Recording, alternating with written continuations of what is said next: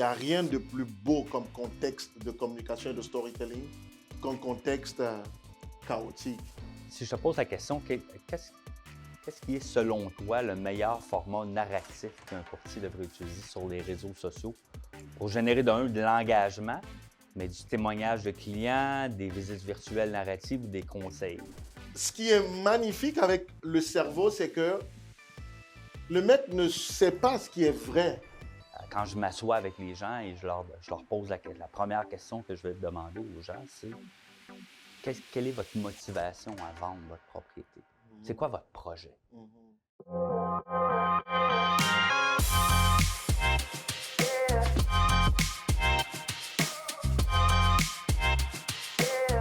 Alors aujourd'hui, on a le privilège d'avoir M. Brice Kamgang avec nous. Brice, c'est un champion nord-américain du storytelling, un expert en art oratoire et en communication persuasive. Il est connu pour être un conférencier, formateur et coach qui aide les gens à améliorer leur communication, leur prise de parole en public et leur utilisation du storytelling dans leur carrière et leurs affaires. Il a remporté plusieurs concours d'art oratoire en Afrique et en Amérique du Nord. Il est également impliqué dans la communauté, notamment à titre de vice-président à la Chambre de commerce de Gatineau. Il partage ses conseils et ses expériences dans la francophonie mondiale sur sa chaîne YouTube et sur son site web. Brice, bienvenue. Merci Stéphane, content d'être là. Oui, excellent. Brice, c'est quoi du storytelling? Le storytelling, c'est simplement de raconter la bonne histoire de la bonne façon. Quand on est appelé à communiquer, on a plusieurs outils, on a plusieurs éléments qu'on peut mettre ensemble pour passer notre message. Et le storytelling, c'est seulement la capacité à prendre des informations et à les structurer d'une certaine manière qui va être facile pour le cerveau à comprendre et à percevoir et de présenter ça à l'autre. Donc le storytelling, c'est on a une situation qui s'est passée et on présente cette situation-là selon une certaine structure. Et à la fin de la présentation, il y a un message qui se dégage, parfois à travers la leçon, parfois à travers la morale qu'on tire de cette expérience-là. Donc, le storytelling, c'est ça, la bonne histoire, la bonne façon. Excellent. Donc, quand tu fais la tournée, là, parce qu'on a vu là, que tu étais à Lausanne, tu as été, je pense, à Lyon également, à Montreux et tout ça. Donc, tu as fait quoi là-bas? J'ai beaucoup dansé. Ah oui? C'est une blague. C'est une blague. Oui, on a eu beaucoup de fun. Là-bas, c'était des masterclass. C'était également des conférences pour des personnes que j'accompagne. Donc, il y avait deux types d'activités que j'ai menées sur place. La première activité, c'était des femmes que j'avais formées. Parce que je forme beaucoup des femmes. Hein. Moi, je crois beaucoup à la prise de parole au féminin. Et donc, quand je les forme, je leur donne une plateforme où elles peuvent s'exprimer. Donc, il y a ça s'appelle « Elles racontent ». Et puis, de l'autre côté, il y a les masterclass que je donnais justement sur le storytelling. Comment sublimer une expérience douloureuse et en faire un message puissant pour impacter les vies, quel que soit le contexte. Ça peut être dans un contexte interne à l'entreprise, dans le cadre de la mobilisation des équipes, dans le cadre de la gestion de changement. Mais ça peut aussi être d'un point de vue externe, quand il s'agit de communiquer à l'extérieur avec des clients potentiels, dans le cadre de son marketing, son branding, etc. Donc voilà ce que j'ai fait dans le cadre de cette tournée-là en Europe dernièrement, d'où je reviens. Excellent. Mais je pense que ces événements-là ont lieu également ici à Gatineau et au Québec aussi. Oui, absolument. Les 4 premières éditions de ces événements-là ont eu lieu ici au Québec. Donc on en a eu à Gatineau, à Québec, à Laval, avant d'aller en Europe. Oui, c'est bon parce que j'ai rencontré une dame, justement, la semaine dernière qui te connaissait et qui a fait Elle raconte. Donc, Brice, selon toi, quelle est la principale erreur de communication que les courtiers immobiliers commettent lorsqu'ils essaient de vendre plutôt que de connecter avec un client? C'est une excellente question et je dirais que la réponse est même dans la question. Parce qu'en fait, effectivement, quand on rentre en communication avec les gens, la première chose qu'il faut chercher, c'est connecter plutôt que de vendre. L'erreur fatale que commettent les gens en général et les courtiers immobiliers en particulier, c'est d'arriver en face de quelqu'un avec une intention de lui donner des arguments de vente. C'est une erreur fatale. Parce que naturellement, le cerveau humain est fait pour apporter des contre-arguments lorsqu'il reçoit des arguments. Donc, quand tu arrives et que tu commences à donner des arguments à quelqu'un, lui, de façon instantanée, là, dans sa tête, ce qui se passe là, c'est qu'il est en train de trouver toutes sortes d'affaires qui sont contre ce que toi, tu es en train de donner comme argument. Et donc, quand on arrive, au lieu de, justement, de connecter à travers la bonne histoire, à travers une histoire humoristique, à travers une histoire authentique, on essaie de donner des arguments et c'est ça l'erreur. Il ne faut pas donner des arguments parce qu'en face, quand tu donnes des arguments, tu reçois des contre-arguments.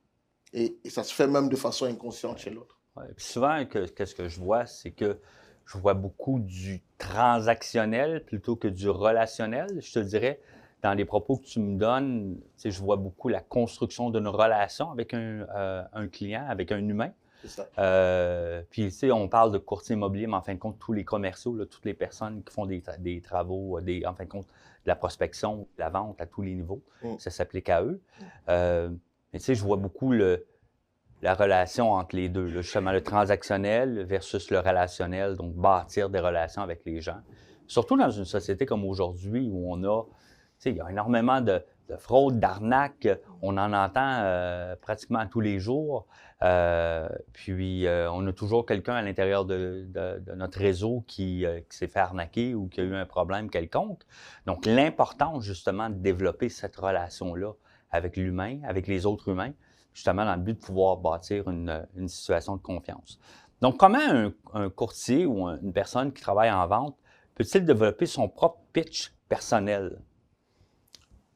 À travers quelque chose de profondément humain, tu l'as dit, le pitch, de mon point de vue, ne doit pas être les raisons pour lesquelles les gens devraient te recruter. C'est pas ça le pitch. Le pitch devrait être l'histoire qui permet à l'autre qui est en face de toi de se dire « il me ressemble ». Elle me ressemble. Elle a quelque chose, tu parlais de relation tantôt, elle a quelque chose qui me permet de vouloir rentrer en relation avec elle. Parce que, à la base, là, c'est des humains qui doivent rencontrer des humains. C'est ton humanité plus que ton professionnalisme qui ouvre la porte à une opportunité potentielle. Tu sais, un jour, là, tu m'as présenté à quelqu'un, à une dame qui est coach. C'était au cours d'un 5 en 7, Stéphane. Et tu as dit, je te présente Brice, ce gars, il est solaire. C'est ce que tu as dit, c'était il y a 3 ans. Je m'en rappelle encore aujourd'hui. Et quand tu as dit ça, j'ai vu sur son visage quelque chose de beau. Tout de suite, tu avais ouvert la porte. Tu n'as pas dit, Brice, il est champion storytelling. Brice est un storyteller extraordinaire. Non, tu as dit, Brice, il est solaire. Et en face de moi, j'avais une dame, je crois que c'est Claire, qui elle aussi est solaire. Et donc, depuis, la relation s'est poursuivie. Donc, quand on fait un pitch, en réalité, quand on bâtit son pitch, il faut bâtir son pitch sur ses valeurs, sur ce en quoi on croit, sur qui est-ce qu'on est profondément en tant qu'humain, pour que l'autre regarde et dise, ça me ressemble, ça, c'est le type de personne avec qui j'aimerais être en relation. Pas forcément le type de personne avec qui j'aimerais faire une transaction, mais avec qui j'aimerais être en relation. Donc, c'est ce que je dirais là concernant... Oui. Puis en fin de compte, ça sera la première marche de l'escalier. Parce que si on n'est pas capable de bâtir justement cette relation de confiance-là, en fin de compte, on n'est pas capable d'aller à la prochaine étape par la suite. C'est ça. C'est vraiment comme... tu sais, c'est comme prendre un apéritif là, pour préparer son estomac. Tu sais, si tu as faim, tu vas sur le plat principal, tu bouffes rapidement, après tu as mal à l'estomac. Parfois, il faut prendre d'abord un apéro pour préparer l'estomac.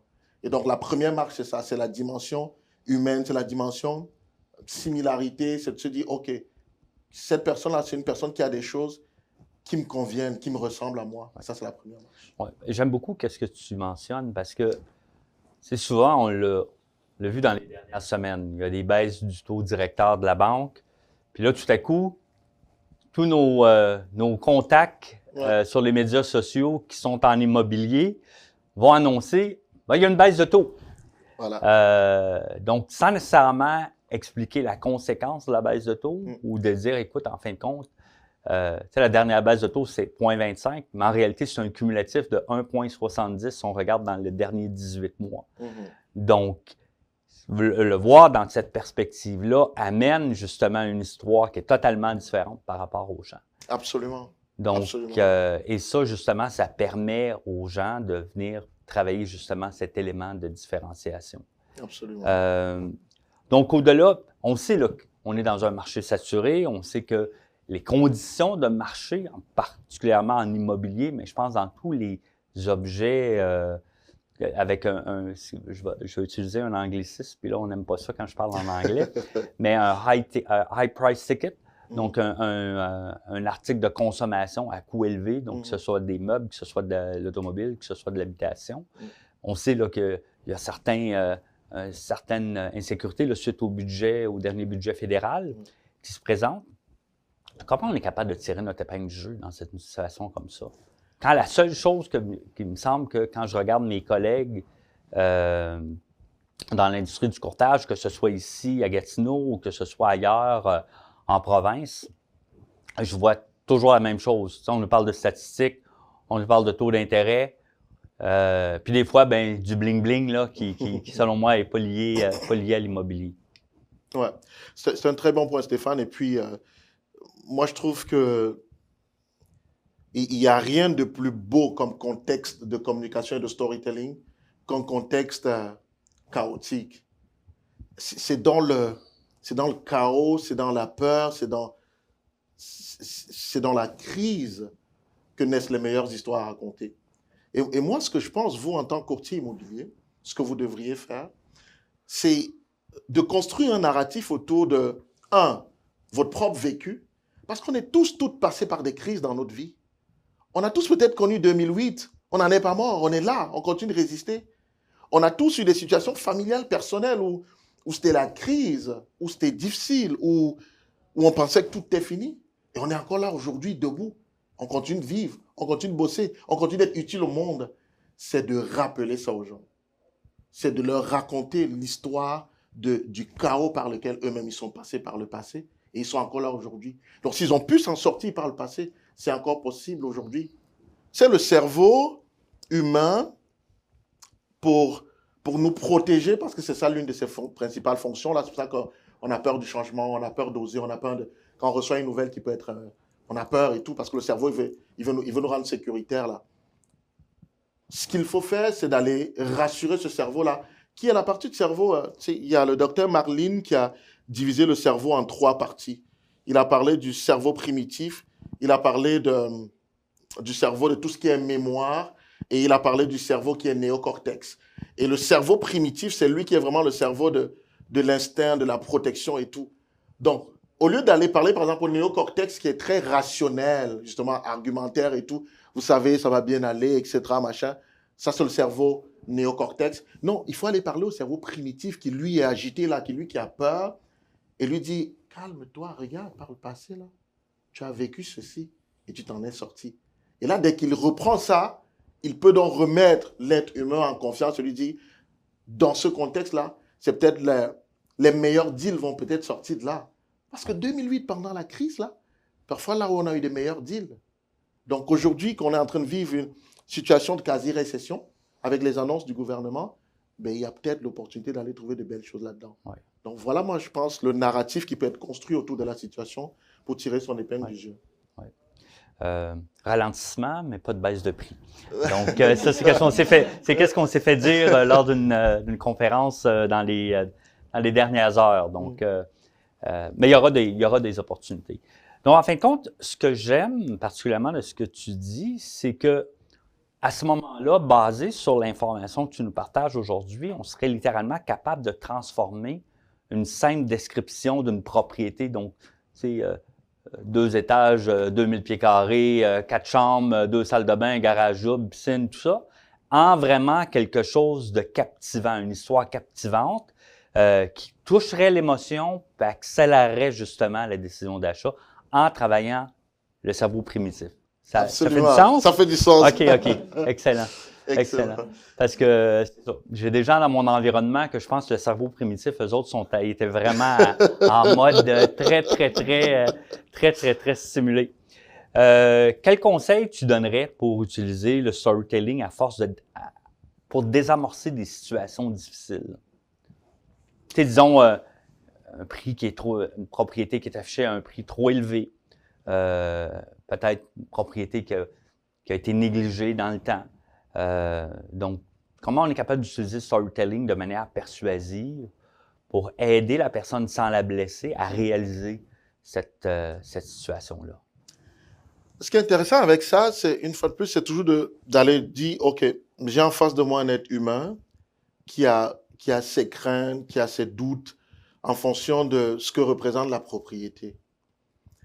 Qu'est-ce que moi, en tant que courtier, j'ai identifié comme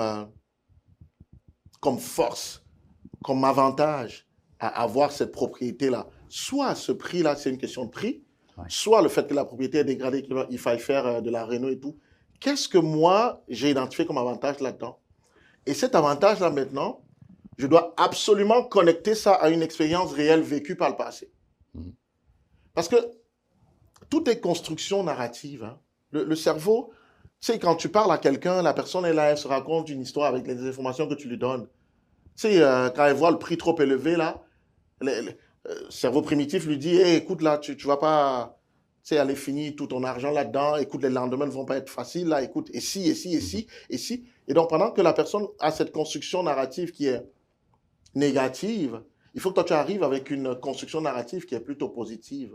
Et donc, l'avantage que tu as, que tu tires de la situation, de ce qui pourrait paraître comme une faiblesse de cette propriété-là, tu connectes ça à quelque chose de vécu. Parce que l'expérience aussi que tu as en tant que courtier immobilier t'amène, parce que toi, tu n'es pas un... Tu n'essaies pas de faire une transaction avec quelqu'un, mais tu es un pourvoyeur de solutions. Quand tu vends une propriété à quelqu'un, c'est parce que tu sais que cette personne-là, c'est une bonne chose pour elle. Sinon, tu ne ferais pas ça. Moi, je pense que d'un point de vue éthique, c'est ce qui vous guide en tant que courtier immobilier. Ben, en fait, quand tu peux le faire, mais il n'y a pas de pérennité dans ta carrière. Ça, voilà. C'est les courtiers qu'on va voir qui vont faire 1 an, 2 ans en immobilier, puis par la suite, ils sont partis. C'est mais dommage. Si tu veux avoir une situation pérenne où tu veux être en immobilier pendant des décennies, ben, tu n'as pas le choix. Tu dois travailler sur l'honnêteté, travailler vraiment à bâtir des relations franches et sincères avec les gens. Absolument. Et donc, parce que tu as vu que cette personne-là, cette propriété-là, c'est ce qu'il lui faut en fonction d'un certain nombre d'éléments de discussion que tu as avec la personne. Mais tu vas prendre des situations similaires ou à peu près comparables dans le passé et tu vas raconter ça à la personne. Et ça va venir, une fois de plus, donner un narratif différent au cerveau primitif qui va se mettre à raconter autre chose à la personne en disant « Oui, c'est vrai, s'il y a quelqu'un d'autre qui a vécu ça, toi aussi, tu peux vivre la même chose. S'il y a quelqu'un d'autre qui a saisi ce même type d'opportunité et en a tiré quelque chose d'extrêmement positif, toi aussi, tu peux faire pareil. » Donc moi, je pense que c'est l'approche qu'il faudrait avoir dans ce contexte-là, dans cette situation-là. Oui, définitivement. Définitivement. Et parfois aussi, expliquer à la personne qu'est-ce que ça va avoir l'air un coup fini. Tu sais, des fois, on arrive dans des propriétés, la propriété a un potentiel, mais parfois, la salle de bain est une salle de bain plus des années 80 ou des années 90. Puis là, on vient de voir une propriété qui est vraiment 5 étoiles, mais avec un prix 5 étoiles également. Puis là, tout à coup, on voit une autre propriété qui est à un prix beaucoup plus abordable, mais qui nécessite certaines améliorations. Donc, justement, de pouvoir expliquer aux gens. Et il y a une application, justement, qu'on est capable d'avoir là, sur les médias sociaux qui nous donne justement des suggestions d'aménagement. Je vous dirais, n'allez pas voir ça trop souvent parce que ça nous fait rêver, effectivement. Donc, au-delà des mots, Brice, quelles sont les 3 composantes non verbales essentielles pour un courtier afin d'instaurer la confiance avec un nouveau client? La première chose, c'est le sourire. Honnêtement, là, c'est indispensable. Le sourire, ça rassure, c'est contagieux, c'est agréable, vraiment, le sourire. Première chose non verbale. Ouais. Deuxième chose, c'est le contact visuel, effectivement. De parler aux gens en les regardant dans les yeux. d'un point de vue culturel, tu sais, on est autour de la table ici, je vois différentes cultures d'origine, etc. Il y a des cultures où, justement, regarder les gens dans les yeux, ça peut paraître irrespectueux. Mais je pense qu'on est ici au Québec, on est ici au Canada, et ici, le contact visuel est important. Ce n'est pas un signe de manque de respect. Donc, c'est vraiment d'aller regarder les gens dans les yeux. Ça, c'est le deuxième signe non verbal, au-delà des mots. Le troisième signe que je dirais, là, c'est que font les mains quand tu parles. Quelle histoire racontent tes mains? Tu sais, je vois souvent des gens parler là avec les mains dans la poche. C'est pas bon. C'est pas bon parce que tes mains ont une histoire à raconter. Et le fameux cerveau primitif de MacLean nous dit que quand les mains ne sont pas visibles, là, il y a danger. Il y a quelque chose à cacher. Il y a un risque. Et donc, de façon instinctive, de façon inconsciente, la personne se méfie. Elle ne se rend même pas compte qu'elle est en train de se méfier de toi, mais elle se méfie parce que tu as les mains dans la poche. Non, tes mains doivent être visibles. Et quand tu parles, tu dois les sortir. Ils doivent raconter la même histoire que tes mots. Ouais. Voilà les 3 paramètres non-verbaux que je dirais qu'il faut mettre en œuvre au-delà des mots quand on raconte une histoire. J'aimerais bonifier la posture. Oui, bonifier la posture, oui. C'est les ingrédients, effectivement, de la Bien se tenir, posture, quoi. bien se tenir. Particulièrement quand on vieillit, on est obligé de bien se tenir si on ne veut pas courber, là. Donc, Tout à fait, effectivement. Dans la posture, super. Ouais. Lors d'une présentation d'une offre de service à un vendeur potentiel, comment on structure le discours pour que les clients se souviennent de nous et non seulement du prix ou de la commission? C'est une très bonne question, justement. En matière de présentation, le premier paramètre à aller regarder, c'est à qui est-ce que je parle? Tu sais, l'individu en face de moi, là, c'est qui? C'est quoi son profil? Qu'est-ce qu'il fait dans la vie? Il faut connaître, on parle souvent de KYC, Know Your Customer, KYC, Know Your Audience, il faut connaître qui est en face de toi, qui est ton auditoire. Ouais. Donc, une fois que tu as défini c'est quoi le profil de la personne, c'est quoi même ses goûts. Tu sais, aujourd'hui, avec téléphone, là, tu peux aller sur les réseaux sociaux, tu googles la personne, tu vois ce qu'elle fait, tu vois ce qu'elle aime. Ouais. Peut-être que c'est une personne qui aime les voyages.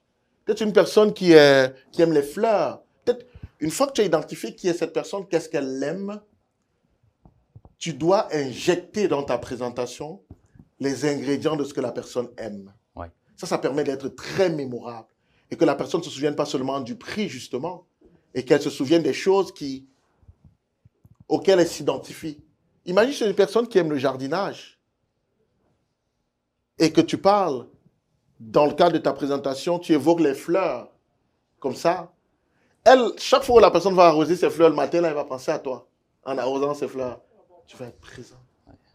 Si c'est les voyages, si c'est les voitures, tu injectes les voitures, tu injectes les voyages. La prochaine fois que la personne est dans sa voiture, en conduisant, elle va penser à toi. Donc, au-delà du prix, pour qu'une présentation soit captivante et surtout mémorable, c'est de pouvoir injecter des éléments qui correspondent aux habitudes et aux valeurs de la personne qui est en face de soi. Intéressant. Intéressant. Je te dirais, par rapport aux plantes, moi, dans les transactions immobilières que je fais, c'est incroyable. À la fin d'une transaction immobilière, je récupère toujours quelque chose. Les gens vont avoir tendance à me remettre quelque chose. Et c'est souvent une plante. Parce que les gens déménagent, donc veulent nécessairement libérer de l'espace. C'est souvent les plantes, c'est les premiers éléments que les gens vont disposer. Ouais. Donc, je pourrais te dire, je pourrais te faire le tour de l'agence ou le tour à la maison, puis c'est incroyable. Je peux te dire, écoute, ça, cette plante-là, c'est... Et quand je les arrose, justement, je pense aux gens qui me les ont remis. Donc, voilà. À un certain moment donné, c'était les livres. Donc, les gens me remettaient des livres et tout ça. Donc, et à un certain moment, quand que je voyage, justement, je prends justement un livre pour justement apprendre quelque chose d'autre. Et c'est souvent par l'entremise des yeux de l'autre personne que je découvre quelque chose d'autre. Donc, ça, j'ai beaucoup de plaisir là-dedans. Parce qu'on a tendance, comme humain aussi, à vouloir rester dans notre zone de confort. C'est ça. Et à pas vouloir aller... Tu sais, on va toujours lire le même type de livre, on va toujours, si on est des consommateurs de télé, écouter le même type de série. Donc, à ce moment-là, des fois, quand les gens, justement, nous font la recommandation, ben là, ça nous amène peut-être dans un autre endroit. Puis là, on écoute d'autres séries, puis tout à coup, après ça, nous, on contamine les autres personnes. Tout à fait. Comment un courtier ou un commercial peut-il transformer son stress ou sa nervosité avant une rencontre importante? Donc, si on a une signature importante, une négociation importante, comment on est en mesure de pouvoir canaliser notre stress ou notre nervosité en une énergie positive qui renforce nécessairement notre présence et notre impact? Magnifique. Ça, c'est une question qui revient très souvent dans le cadre de mes accompagnements et de mes conseils. Il y a toujours une petite dose de stress, c'est normal. On a une petite pression, on a le stress qui monte, le cortisol qui est sécrété par le cerveau. Et donc, comment on fait pour calmer justement le corps, pour rassurer notre cerveau primitif, lui dire tout va bien, etc. Il y a quelques conseils que moi je suggère et qui fonctionnent très très bien. La première chose, c'est la respiration. Parce que quand on a du stress, quand on a de la nervosité, notre rythme cardiaque a tendance à s'accélérer. Et on respire avec la hauteur ici. Donc, on a le souffle qui est plus ou moins coupé. Alors que nos poumons, là, ils ont la capacité de descendre jusqu'au ventre, en fait. Donc, on ne respire plus profondément quand on est en situation de stress, quand on appréhende ce qui va se passer dans le cadre d'une présentation, par exemple. Et donc, ce qu'il faut faire, c'est de réguler ce stress-là à travers la respiration. Et la respiration, il y a des moines, il y a plein d'études qui montrent que c'est super puissant. C'est la respiration profonde, c'est-à-dire une respiration qui pousse le diaphragme, une respiration avec le ventre. C'est le ventre qui doit gonfler. Et non les épaules ici. Et non. Non, c'est une respiration vraiment profonde. Tu peux faire comme ça, on parle de 4 ventilations. Donc, inspirer, expirer 4 fois. Quand tu fais ça, le cœur qui battait vite a tendance à revenir et à battre à son rythme normal. Les tireurs d'élite, là, tu parlais de série tantôt, ils le font tout le temps. Les tireurs d'élite, quand ils sont positionnés là, ils doivent faire descendre le battement de leur cœur pour ne pas manquer la cible. Et donc, quand ils le font là, c'est à travers la respiration profonde. Donc ça, c'est la première astuce. La deuxième astuce que moi, je suggère de faire, c'est de sourire bêtement. Ce qui est magnifique avec le cerveau, c'est que le maître ne sait pas ce qui est vrai. Il ne sait pas ce qui est simulé. Donc, quand tu simules le sourire, ton cerveau a l'information que tout va bien. Que non, il n'y a pas de... Juste sourire. Tout va bien. Et tu fais ça, ça régule également le stress. La troisième et dernière chose que je suggère de faire, c'est le typing. On passe sur l'EFT. Hein. C'est une technique japonaise qu'on utilise pour calmer aussi les nerfs. Là. Le typing qu'on peut avoir, c'est par exemple de se taper les tempes comme ça. Ça aussi, c'est bon, ça relaxe. Se taper les poignets, comme ça. Ça aussi, ça relaxe beaucoup. Donc voilà 3 astuces que les courtiers peuvent mettre en place là, avant des présentations stressantes. Intéressant. Je viens d'apprendre quelque chose. Oui. On sait que beaucoup de la commercialisation ou de l'approche se fait au niveau des médias sociaux. Si je te pose la question, qu'est-ce qui est selon toi le meilleur format narratif qu'un courtier devrait utiliser sur les réseaux sociaux pour générer de l'engagement, mais du témoignage de clients, des visites virtuelles narratives ou des conseils?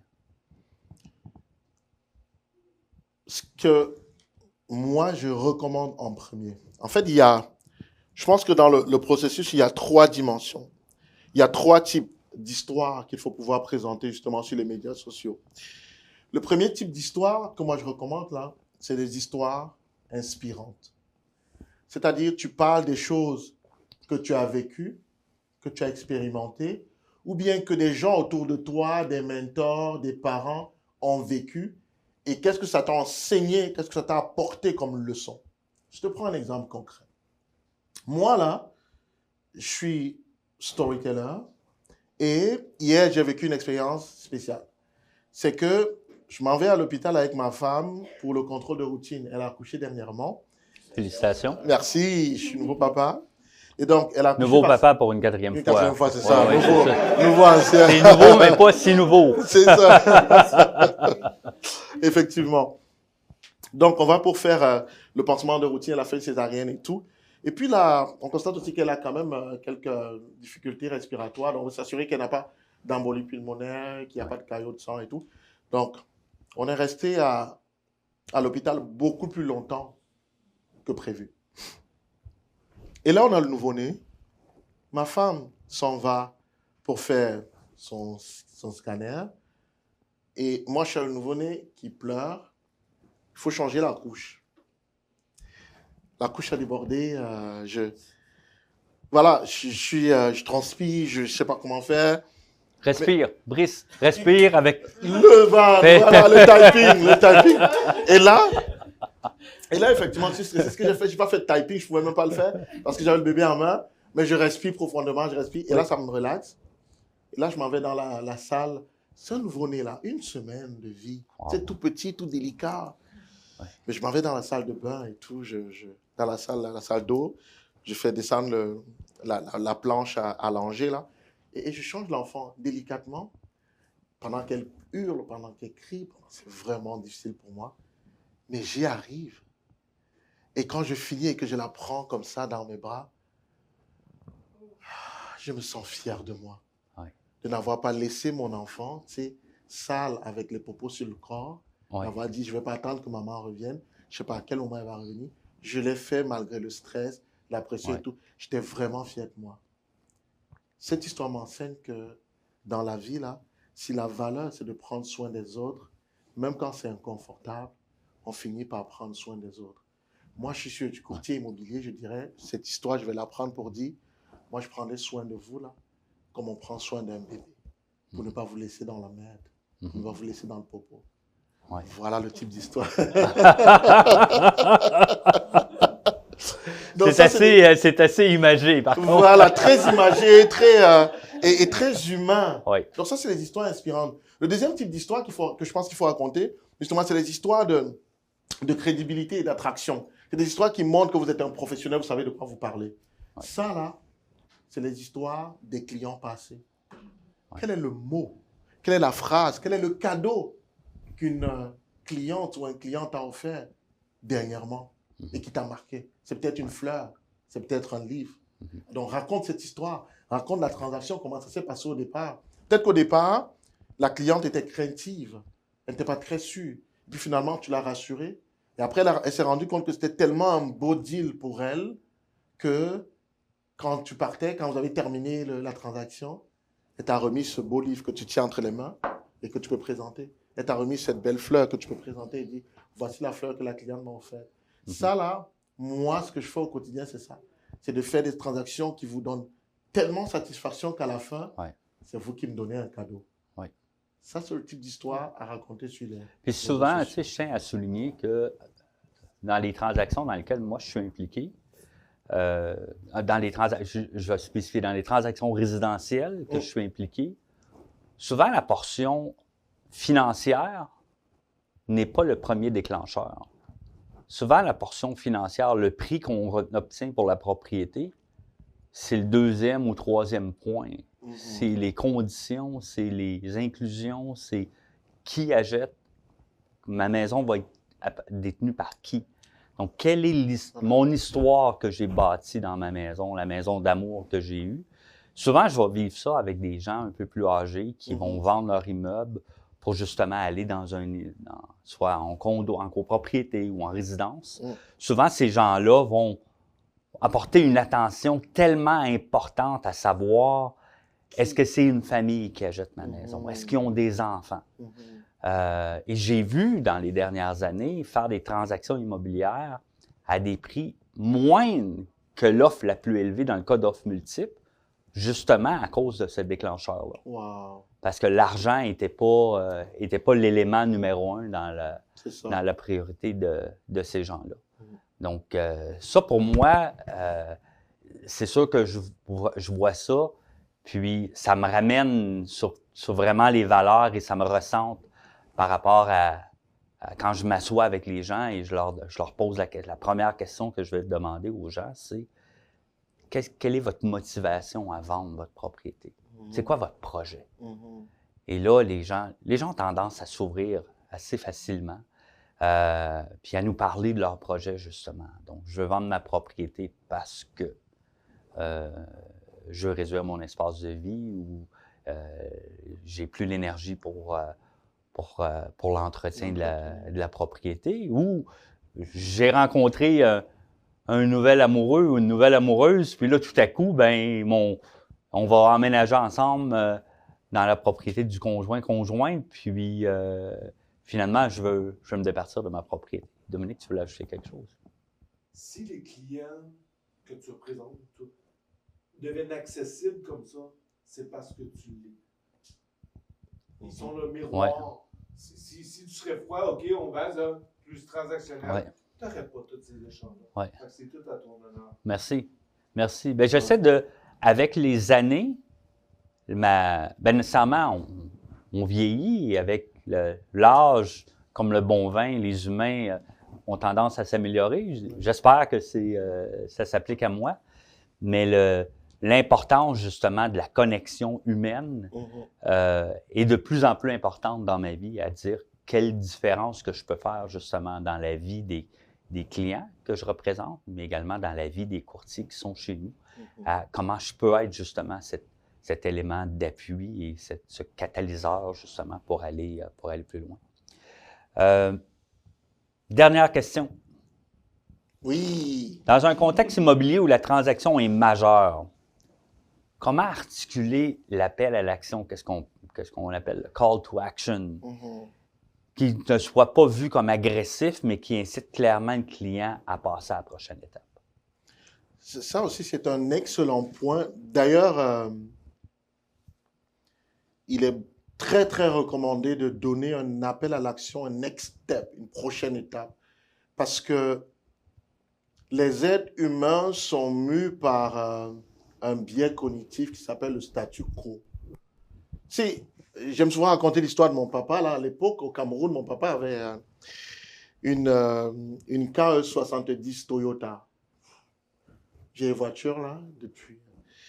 Et moi, j'étais très jeune, il m'avait appris à chauffer le moteur. C'était des véhicules manuels, boîte à vitesse manuelle. Donc, on mettait au point mort et on chauffait le moteur. Moi, il m'avait appris à faire ça, chauffer le moteur. Et un matin, je suis allé chauffer le moteur et j'ai vu que... Mais il n'y a pas de neige au Cameroun. Non, il n'y a pas de neige. On chauffe le moteur, mais il n'y a pas de neige. À l'époque, on chauffait systématiquement le moteur. Mais... Donc, un matin, moi, je vais pour chauffer le moteur et je vois qu'il y a des voyants lumineux sur le tableau de bord. Et je dis à mon papa, il y a peut-être quelque chose qui ne marche pas là. Il y a comme des... Il me dit, ça va, ça va. C'était un truc, je crois, check engine, quelque chose comme ça. Il me dit, ça va, ça va. 1 jour passe, 2 jours, 3 jours, 4, 5 jours. Et moi, je lui rappelais toujours ça. Un matin, il pleut. Parce que moi, je suis de Douala. La ville de Douala, c'est une ville où la pluviométrie est tellement élevée, il pleut tout le temps, presque tout le temps. Il pleut tellement ce matin et il est pressé. Moi, je sors, je m'en vais, je démarre la voiture. Ça part pas. Et je vais lui dire, ça démarre pas. Il me dit, oh, comment ça ne démarre pas? Tu sais plus chauffer la voiture? Alors laisse-moi, je vais aller faire. Il va ça n'a pas démarré. Et il était en colère ce matin-là. Parce qu'il fallait qu'il se débrouille à trouver un taxi pour s'en aller au travail. Il était fâché. La morale de l'histoire, c'est ça. C'est que l'être humain, tant qu'il ne sent pas qu'il y a comme un break, tant que ce n'est pas cassé, il n'arrange pas. C'est ça le biais du statu quo. Donc c'est pour ça que c'est important de donner un appel à l'action. Maintenant, comment donner cet appel à l'action de façon à ce que ce soit subtil et que ça ne paraisse pas agressif? Je veux vendre, je veux juste me débarrasser de la personne en face de moi et je te mets la pression là. Qu'est-ce qu'il faut faire? C'est comment est-ce qu'on a... La question, c'est comment est-ce qu'on aboutit à cet appel à l'action? Une fois de plus, l'histoire. L'histoire et l'histoire.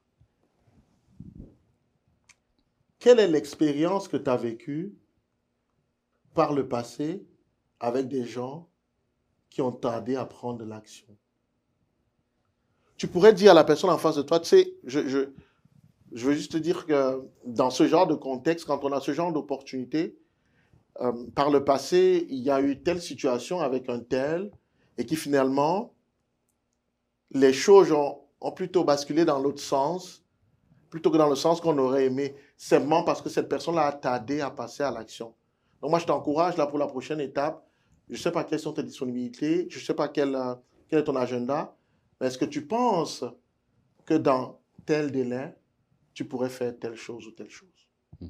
Mais avant de lui dire, est-ce que tu penses ça, tu mets d'abord la table avec le contexte de ce que quelqu'un d'autre a vécu en toute authenticité. Ouais. Là, l'appel à l'action devient doux, soft et très puissant parce que tu as donné une histoire au cerveau primitif là, de quelqu'un d'autre qui n'avait pas fait la bonne chose et qui a eu une conséquence qui n'était pas très appréciée. Oui, parce que des fois, les gens savent que la décision doit être prise, mais il y a une espèce d'inconfort ou de mur qui les empêche d'avancer. Exact. Dominique, tu voulais...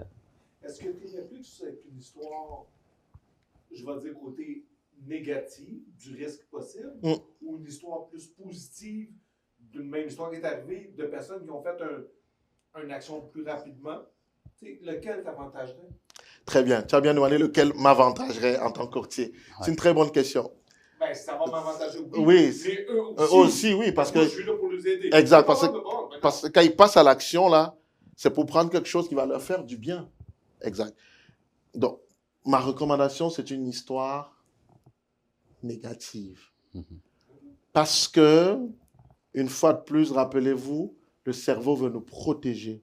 Quand ils sont la peur, là, il est plus prompt à faire ce qu'il faut pour éviter la douleur. Donc, tu irais vers quelqu'un qui n'a pas pris action et qui, malheureusement, a vécu quelque chose de pas intéressant. Et comme tu prends soin de la personne en face de toi, tu ne veux pas qu'elle vive ça. Et donc, tu la préviens. Et tu lui dis, écoute, voilà ce qui s'est passé. Attention. Parce qu'il y a des gens qui sont prêts, on les rencontre, sont prêts à passer à l'action maintenant. Ils veulent bouger tout de suite. Parce que tu en as d'autres qui procrastinent, mais ils procrastinent, ça fait des années qu'ils procrastinent, puis on dirait qu'ils ne sont pas capables de prendre la décision, de mettre le pas en avant. Puis des fois, c'est eux qui sont justement dans des situations où c'est encore plus urgent d'avancer. Absolument. Brice, comme à l'habitude, toujours un plaisir et généreux de ta personne et de tes conseils. Donc, est-ce qu'il y a une conférence bientôt qui s'en vient pour toi? C'est quoi les prochains projets? Les prochains projets, écoute, 2026, elle raconte avec les femmes que je forme et tout. Ça, c'est quelque chose qui est prévu en avril 2026. Ça va être super intéressant. On veut faire un truc gros, de minimum 500 personnes, probablement sur la rive nord de Montréal. Et ça va être excellent. Et puis, je continue de donner du contenu, d'aider les gens à s'approprier leur histoire, à sublimer leur vécu et à en faire un message d'impact. Moi, Effectivement. C'est très heureux d'être là. Puis je pense que tu fais également du coaching, puis tu fais également, tu offres maintenant de la formation en entreprise également. Oui, tout à fait. Tout à fait, effectivement. Parce que de plus en plus, il y a beaucoup, beaucoup d'études qui, les dernières années, ont montré, notamment avec la pandémie en 2020, ont montré que l'une des meilleures façons d'obtenir des résultats en interne, en entreprise, avec les équipes, c'est d'adopter une culture de storytelling. C'est-à-dire que comment le message est transmis, quel est le narratif, quelle est l'histoire, la culture de narratif qui est mise en place dans l'entreprise, que ce soit pour gérer les changements, que ce soit pour gérer les projets. Tu sais, il y a une étude de PMI qui démontre que 75% des projets qui échouent, c'est parce qu'il n'y avait pas d'histoire forte qui était racontée pour vendre, pour avoir le buy-in des parties prenantes au projet. Donc oui, effectivement, en entreprise, de plus en plus, là, je m'en vais pour donner des formations là, en interne. On est privilégié de t'avoir ce matin. Écoute, c'est moi. Merci Stéphane. Brice, merci pour tout ce que tu fais. Et merci à toute l'équipe. C'était vraiment un plaisir.